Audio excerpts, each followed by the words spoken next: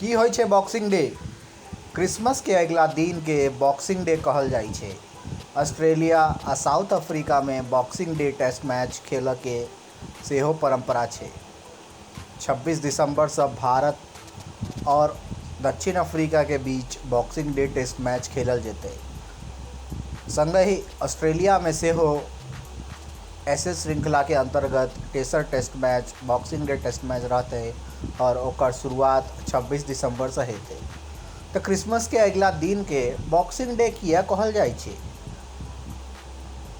दरअसल पश्चिमी सभ्यता में क्रिसमस के अगला दिन के बॉक्सिंग डे एहि दुआरे कहल जाइ छै किएक तऽ क्रिसमस के प्राते ई परंपरा छलैया जे बॉक्स में यानी कि डब्बा में बंद कऽ कऽ मालिक सब अपना नौकर सबके गिफ्ट दै छलैया, उपहार दै छलैया और ओकरा सबके अपन अपन परिवार के लेल लग पठबै छलैया छुट्टी मनाबऽ हेतु, ताकि ओ सब नया साल अपना परिवार के साथे मना सकै।